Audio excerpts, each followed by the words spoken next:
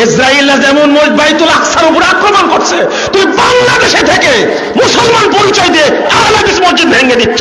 তোমাকে আমি মুসলমানই মনে করি না, মানুষই মনে করি না, তুমি ইহুদি ইসরায়েলের চেয়ে বেশি খারাপ।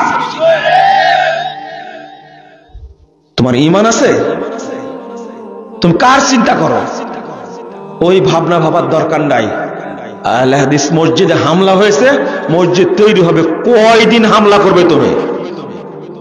কুনুতে নাজিলা শুরু করেছে, ঘোষণা দেয় শুরু করেছে, যারা মসজিদে হামলা করেছে আল্লাহ যেন তাদেরকে ধ্বংস করেন। বলেন আমিন বলেন।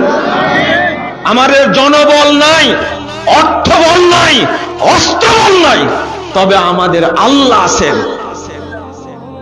আল্লাহ গজব নাজিল করবে ইনশাআল্লাহ, একটাও পার পাবে না। আমি প্রশাসনকে বলেছি, তোমার নাগের ডোকাই ব্রাহ্মণবাড়িয়ার এসপি, ডিসি, ওসি, যারা প্রশাসন আছে, তাদের নাকের ডোকায় মসজিদ ভেঙে দিয়েছে। এরা যদি গ্রেফতার না করে, ব্যবস্থা না নেয়, আল্লাহর পক্ষ থেকে স্পেশাল গজব নাজিল হবে এদের উপরে। এই কেএফসি, এটা কি মসজিদ না মাদ্রাসা? কেএফসি বাটা, এটা মসজিদ না মাদ্রাসা? কেএফসিতে হামলা হলো, গ্রেফতার হয়নি? বাটা শোরুমে হামলা হয়েছে, গ্রেফতার হয়নি? তারা গ্রেফতার করতে, প্রশাসন গ্রেফতার করেনি। এটা আল্লাহর ঘর মসজিদ। ওই বাটার শোরুম অপবিত্র, ওই কেএফসি অপবিত্র, ইসরায়েলে যদি পণ্য হয়, কিন্তু মসজিদ হলো আল্লাহর ঘর। আমি যদি একটা বাথরুম বানাই, আমি আহলে হাদিস, তুমি আমার বাথরুমে হামলা করবে কেন? আমি কি নাগরিক না? এরা যারা মসজিদ ভাঙছে, এরাই হলো কাদিয়ানীদের শেল্টার দাতা, এরাই হলো শিয়াদের শেল্টার দাতা।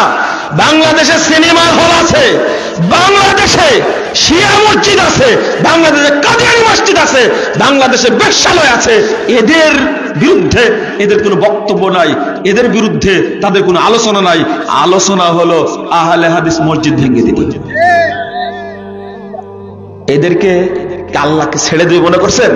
ছেড়ে দেবে না, গজব আল্লাহর পক্ষ থেকে আসবে ইনশাআল্লাহ। ইনশাআল্লাহ কিছু বলবো না। অনেকে বলছে মামলা করেন না কেন? আহলে হাদিসরা মামলা করে না, মামলা খাটে। মামলা করেছে কোনোদিন দেখেছেন? দেখেন তো কোথায় মামলা করেছে? আহলে হাদিস কোথায় মামলা করেছে? আমি বলেছি, আমাকে হত্যা করলে এত কষ্ট পেতাম না, মসজিদ না ভেঙে আমাকে মেরে ফেলতো, তাতে আমি খুশি হতাম। মসজিদ ভাঙলে কেন তুমি? তো সাহস আছে? আমাদের এলাকায় হানাফি মসজিদ নাই, দেওবন্দি মসজিদ নাই, বেরলভী মসজিদ নাই, আমরা কোন মসজিদে হামলা করতে চাই? ব্রাহ্মণবাড়িয়ার বাপের, এই ব্রাহ্মণবাড়িয়াতে একদিন ইনশাআল্লাহ তাওহীদ প্রতিষ্ঠিত হবে এবং যত মাজার পূজারী বেদাতি আছে সবগুলো উৎখাত হবে ইনশাআল্লাহ। এটা আল্লাহর রহমত নাজিল হবে ইনশাআল্লাহ।